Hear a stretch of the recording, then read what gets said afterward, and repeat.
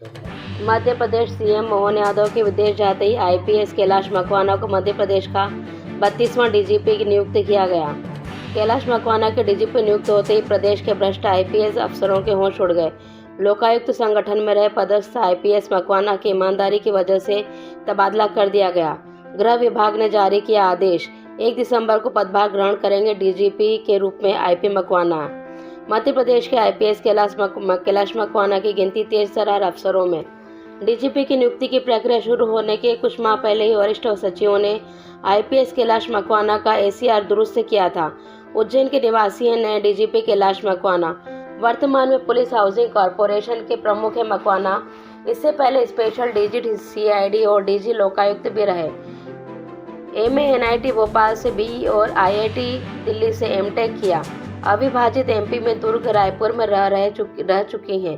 पौष्टिक नक्सल प्रभावित बस्तर दंतेवाड़ा में भी तैनात रहे। मुरैना बैतूल जबलपुर में भी निभाई अहम जिम्मेदारी। डीआईजी इंटेलिजेंस में भी रह चुके। सीएस 2004 के नोडल ऑफिसर भी रहे कैलाश मकवाना। वर्तमान डीजीपी सुधीर सक्सेना 30 नवंबर 2024 को रिटायर हो रहे हैं। सुधीर सक्सेना को 4 मार्च 2022 को डीजीपी नियुक्त किया गया था। मध्य प्रदेश नवनियुक्त डीजीपी आईपीएस कैलाश मकवाना को बधाई शुभकामनाएं प्रेषित की डीजीपी सुधीर सक्सेना ने।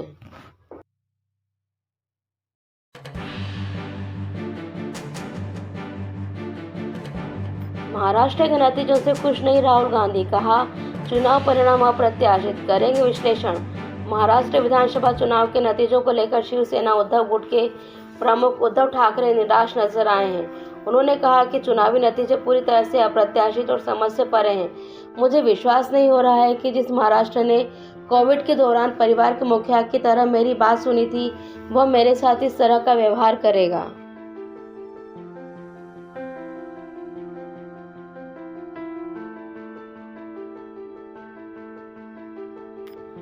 मध्य प्रदेश के विजयनगर उपचुनाव जीत पर मध्य प्रदेश कांग्रेस अध्यक्ष जीतू पटवारी का बयान।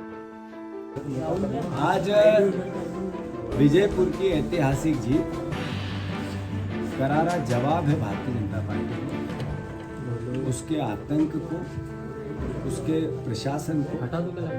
जो कलेक्टर बीजेपी और चुनाव आयोग ने भारतीय जनता पार्टी के लिए कैसा काम किया, कम से डाकुओं का उपयोग भी चुनाव में किया, हर तरह की यातना और अत्याचार, कार्यकर्ताओं को जेल भेजा, कई मुकदमे लगाए, हमारे दलित भाइयों को सार्वजनिक गांव घेर घेर के पीटा गया। जो फिल्मों में नहीं होता है वैसी भयावह स्थिति विजयपुर में बनाई।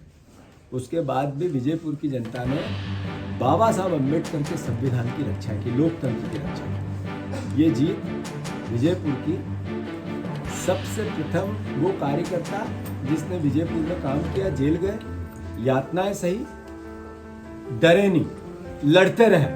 वो चाहे कलेक्टर हो, चाहे पुलिस हो, चाहे थानेदार हो, चाहे पटवारी हो, चाहे तहसीलदार हो। और भारतीय जनता पार्टी का आतंक, अद्भुत आतंक, सबका मुकाबला किया। मैं सैल्यूट करता हूँ, नतमस्तक हूँ मेरे विजयपुर के कार्यकर्ताओं को, बहुत आभार करता हूँ कि उन्होंने पूरे प्रदेश में सभी कार्यकर्ताओं को एक मैसेज दे दिया आपने कि अगर लड़ेंगे तो जीतेंगे। मतलब आपने मेरे प्रदेश के कार्यकर्ताओं को, देश के कार्यकर्ताओं को, विजयपुर के कार्यकर्ताओं ने ये कहा कि हम सब एकजुट रहेंगे तो पार्टी का विचार और मध्य प्रदेश का लोकतंत्र बचेगा। मैं ये जीत का श्रेय मेरे कार्यकर्ता बब्बर शेरों को देता हूँ और बाबा साहब अम्बेडकर के संविधान को देता हूँ और भारतीय जनता पार्टी को भी देता हूँ। जो भारतीय जनता पार्टी ने 5 गारंटी या मोदी गारंटी कही, 1 साल में पूरी नहीं की, उसका तमाचा है ये। आपने गेहूं के दाम में दिए, आपने धान के दाम में दिए, आपने 3000 बहनों को बोला था वो नहीं दिया, आपने 6000 सोयाबीन के नहीं दिए, आपने 450 का गैस सिलेंडर नहीं दिया। विजयपुर की जनता ने संदेश दिया कि आपने झूठ बोला और वोट लिए। अब इसका आपको नतीजा विजयपुर का मंत्री होते हुए भारी बहुमत, भारी भरकम आपको चुनाव हरा इतने आतंक के बाद। तो मैं फिर से मोहन यादव जी, आप पर्ची के मुख्यमंत्री हो, आप जनाधार के मुख्यमंत्री हो ही नहीं। आपको चुना गया था शिवराज जी को, आपको पर्ची से बनाया गया है। तो इस नाते अब भी चूंकि आप मुख्यमंत्री हो, हमारे भी, प्रदेश के हो, एक एक जन के हो। मेरे जीतू पटवारी के भी मुख्यमंत्री हो, किसानों के वादे पूरे करो, 3,000 बहनों को दो। ये संदेश है आपके लिए। हमने कहा था सरकार नहीं बदलेगी, चलनी चाहिए सरकार 5 साल, अच्छी चलनी चाहिए। हम विपक्ष की भूमिका निभाए, पॉजिटिव सकारात्मक निभाए, मोहन यादव जी को सहयोग करें, बीजेपी को सहयोग करें, पर आपने जो कहा आप पूरा करें, बहनों के आबरू बचाएं। ऐसे बुधनी में 1,30,000 वोट से लोकसभा में हम पीछे थे। इसका मतलब है कि 5,000 की हार जीत पे चुनाव चल रहा है, यानी अल्टीमेटली लूटा जा रहा था चुनाव। जैसे विजयपुर में लूटा जा रहा था, ऐसे बुधनी में भी। शिवराज जी भी जनाधार से नहीं जीतते थे, वो बुधनी में चुनाव लूटते थे। उसका इस बार हमने हर बूथ पे मेरे कार्यकर्ताओं ने बुधनी के चुनाव लड़ा, हम बरोबरी पे आ गए। जब 20 साल का मुख्यमंत्री 1,30,000 की जीत अर्जित कराता है, वहाँ 5,000 की हार जीत पे अगर पार्टी आई है, कांग्रेस आई है, तो मेरे कार्यकर्ताओं ने कितनी मेहनत की होगी। मैं उनको, बुधनी के कार्यकर्ताओं को भी सैल्यूट करता हूँ, धन्यवाद देता हूँ, साधुवाद देता हूँ। जैसा मैंने विजयपुर को लेके कहा, बुधनी के परिवार के लोग जो पूरे प्रदेश से वहाँ लगे थे या स्थानीय थे, उन्होंने कांग्रेस का और कार्यकर्ताओं के मस्तक पे एक तरह से तिलक लगाया है।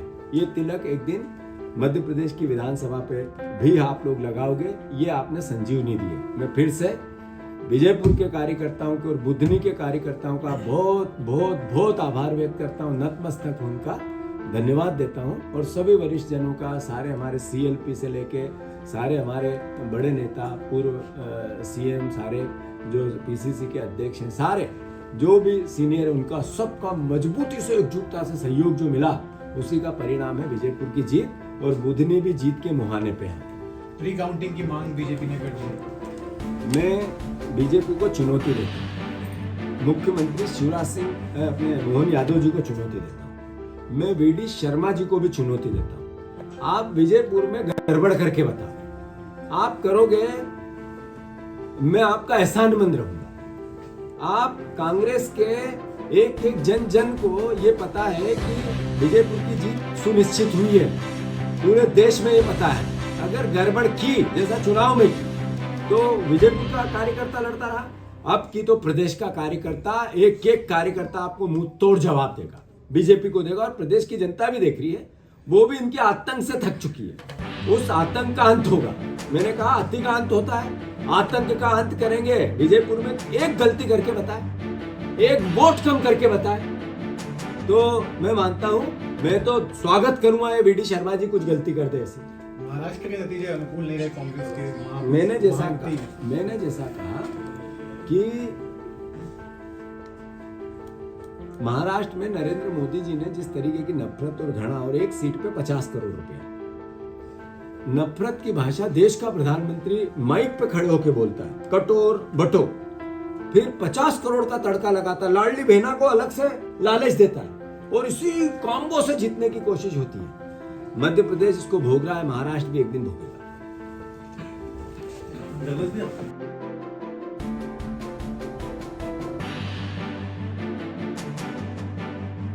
कौशल, विवेक और अमित नामक 3 व्यक्ति एक शादी में गए। शादी से वापसी में उन्होंने गूगल मैप लगा लिया। गूगल मैप ने आधे बने हुए पुल का रास्ता दिखाया। गाड़ी रफ्तार से आगे बढ़ी और नीचे गिर गई। वहीं उन तीनों की मौत हो गई।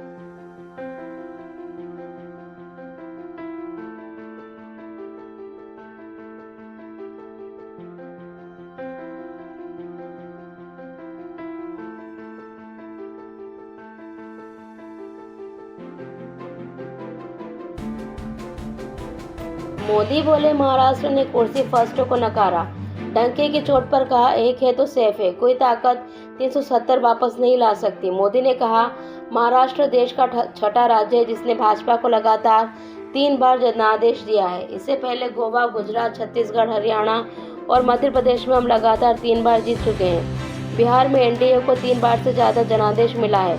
60 साल के बाद आपने मुझे तीसरी बार मौका दिया।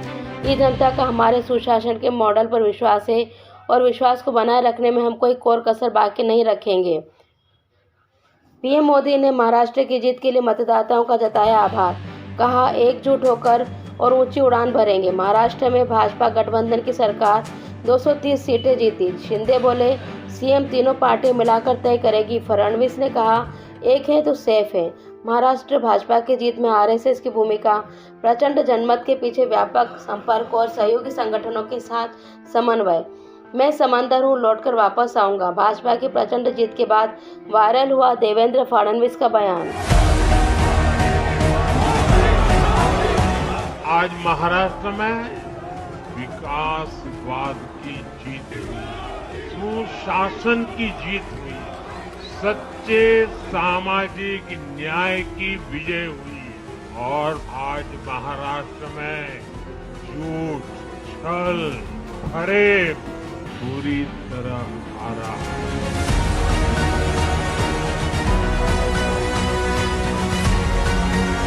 महाराष्ट्र ने डंके की चोट पर कहा है एक है तो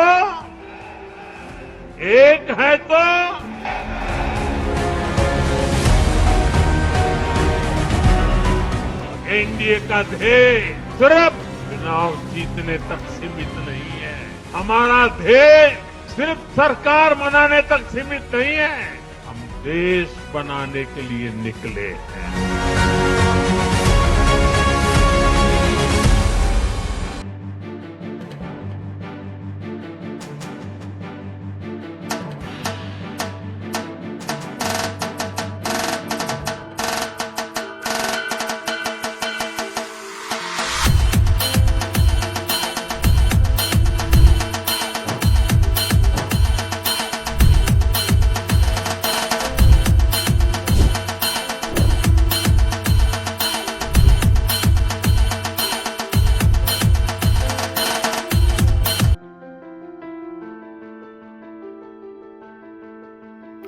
पहाड़ों से आ रही सर्द हवाओं ने मध्य प्रदेश में बढ़ाई ठंड। भोपाल में जनवरी जैसी सर्दी, लुढ़का पारा। हिमाचल प्रदेश में सीजन की पहली बर्फबारी। उत्तरी भारत में प्रदूषण से राहत पाने देवभूमि पहुंच रहे हैं सैलानी। देश भर में सर्दी के मौसम ने दस्तक दे दी है। पहाड़ी इलाकों में हो रही बर्फबारी की वजह से मैदानी इलाकों के तापमान में भी लगातार गिरावट दर्ज की जा रही है। ऐसे में हिमाचल प्रदेश में भी मौसम ने करवट ले ली है। मौसम विभाग के पूर्वानुमान के मुताबिक शनिवार को दोपहर के बाद प्रदेश के ऊंचाई वाले भाग जैसे अटल टनल, रोहतांग, कोकसर रोहतांग दर्रा, कुंजुम दर्रा, बारालाचा सहित सीबी रेंज की चोटियों में भी बर्फबारी हुई। कश्मीर घाटी के ऊपरी इलाकों में ताज़ा बर्फबारी हुई है। बर्फबारी के बाद के इलाकों में ठंड बढ़ गई है। मौसम विभाग ने घाटी में बारिश का भी अनुमान जताया है, साथ ही तापमान गिरने का भी अनुमान है। ये बर्फबारी गांधरबल के गोनमर्ग, सोनमर्ग और गुलमर्ग के ऊपरी इलाकों में हुई है। विभाग ने कहा है कि जोजिला और कुपवाड़ा के सदना टॉप जैसे कुछ अन्य ऊपरी इलाकों में भी हल्की बर्फबारी हुई है। वहीं कुछ जगहों पर हल्की बारिश के देखने को मिल रही है। हिमाचल प्रदेश और कश्मीर घाटी में सीजन की पहली बर्फबारी। उत्तरी भारत में प्रदूषण से राहत पाने देवों की देवभूमि और धरती के स्वर्ग कहे जाने वाले कश्मीर पहुंच रहे हैं सैलानी।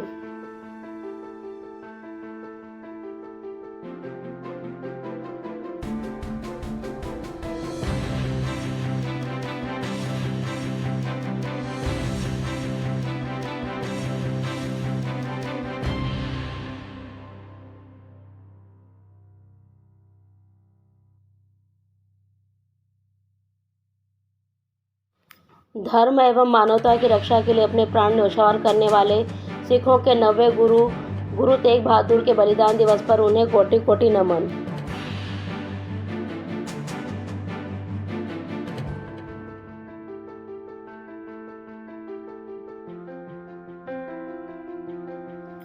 कुछ महीने पहले हमने एक पेड़ मां के नाम अभियान शुरू किया था। इस अभियान में देश भर के लोगों ने बहुत उत्साह से हिस्सा लिया। मुझे ये बताते हुए बहुत खुशी हो रही है कि इस अभियान ने 100 करोड़ पेड़ लगाने का अहम पड़ाव पार कर लिया है। 100 करोड़ पेड़, वो भी सिर्फ 5 महीनों में। ये हमारे देशवासियों के अथक प्रयासों से संभव हुआ है। एक पेड़ मां के नाम अभियान अब दुनिया के दूसरे देशों में भी फैल रहा है। जब मैं गयाना में था तो वहाँ भी इस अभियान का साक्षी बना। अभियान शुरू किया था। इस अभियान में देश भर के लोगों ने बहुत उत्साह से हिस्सा लिया। मुझे ये बताते हुए बहुत खुशी हो रही है कि इस अभियान ने 100 करोड़ पेड़ लगाने का अहम पड़ाव पार कर लिया है। 100 करोड़ पेड़, वो भी सिर्फ 5 महीनों में। ये हमारे देशवासियों के अथक प्रयासों से ही संभव हुआ। इससे जुड़ी एक और बात जानकर आपको गर्व होगा। एक पेड़ मां के नाम अभियान अब दुनिया के दूसरे देशों में भी फैल रहा है। जब मैं गयाना में था तो वहां भी इस अभियान का साक्षी बना।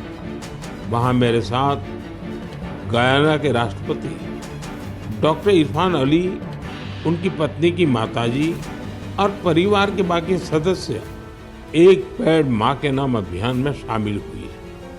साथियों, देश के अलग अलग हिस्सों में ये अभियान लगातार चल रहा है। मध्य प्रदेश के इंदौर में एक पेड़ मां के नाम अभियान के तहत पेड़ लगाने का रिकॉर्ड बना है। यहाँ 24 घंटे में 12 लाख से ज्यादा पेड़ लगाए गए। इस अभियान की वजह से इंदौर की रेवती हिल्स के बंजर इलाके अब ग्रीन जोन में बदल जाएंगे। राजस्थान के जैसलमेर में इस अभियान के द्वारा एक अनोखा रिकॉर्ड बना। यहाँ महिलाओं की एक टीम ने 1 घंटे में 25,000 पेड़ लगाए। माताओं ने मां के नाम पेड़ लगाया और दूसरों को भी प्रेरित किया। यहाँ एक ही जगह पर 5,000 से ज्यादा लोगों ने मिलकर पेड़ लगाए। ये भी अपने आप में एक रिकॉर्ड है। एक पेड़ मां के नाम अभियान के तहत कई सामाजिक संस्थाएं स्थानीय जरूरतों के हिसाब से पेड़ लगा रही है।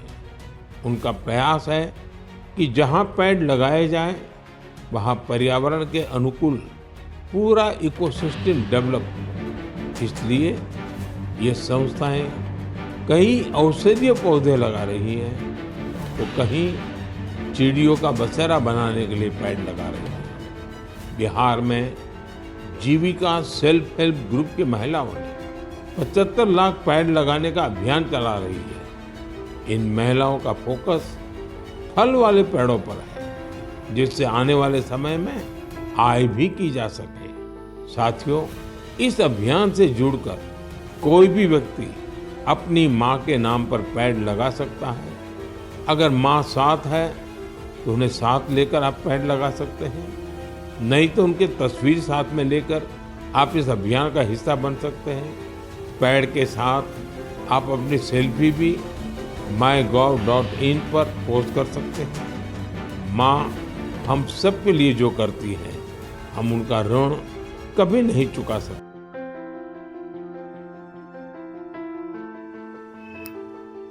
यूपी के संभल में भारी बवाल हुआ। संभल में मस्जिद सर्वे के दौरान बवाल। भीड़ को हटाने के लिए आंसू गैस छोड़े गए। भारी पत्थरबाजी हो रही है संभल क्षेत्र में। मुंह पर नकाब बांधकर लोग कर रहे हैं पत्थरबाजी। शाही मस्जिद में सर्वे के विरोध का मामला सामने आया। मस्जिद का सर्वे कर रही टीम कोतवाली पहुंची। सर्वे के बाद वकील विष्णु शंकर जैन ने कहा, सर्वे पूरा हुआ, अब ये रिपोर्ट कोर्ट में सौंपी जाएगी, जो न्यायालय का निर्णय होगा। वकील विष्णु शंकर जैन, उनके अनुसार अगली कार्रवाई होगी। कोर्ट कमिश्नर 29 तारीख में दाखिल करेगी कोर्ट में रिपोर्ट। पुलिस लोगों से निपटने के लिए आंसू गैस के गोले छोड़ रही है। संभल में हुए बवाल के दौरान उग्र भीड़ में एसपी कृष्ण कुमार विश्नोई और पुलिस कर्मियों को बनाया निशाना। एसपी कृष्ण कुमार विश्नोई घायल हुए। सीओ अनुज चौधरी और सीओ आलोक सिद्धू बवाल के दौरान गंभीर घायल। इंस्पेक्टर अनुज तोमर, इंस्पेक्टर राधेश्याम शर्मा सहित कई पुलिसकर्मी बवाल के दौरान घायल। एसपी ने कहा प्रदर्शनकारियों ने पुलिस पर जमकर किया पथराव, पुलिसकर्मियों की निजी गाड़ियों को जलाया, गाड़ी जलाने वालों के खिलाफ की जाएगी कार्यवाही, आरोपियों के खिलाफ एनएसए की कार्यवाही की जाएगी। पथराव में पुलिसकर्मी घायल मेडिकल के लिए भेजे गए। आरोपियों के ड्रोन कैमरे से वीडियोग्राफी भी की गई। पहचान करके आरोपियों पर एनएसए की कार्रवाई की जाएगी। फिलहाल इसकी सामान्य सर्वे पूर्ण हो चुका है।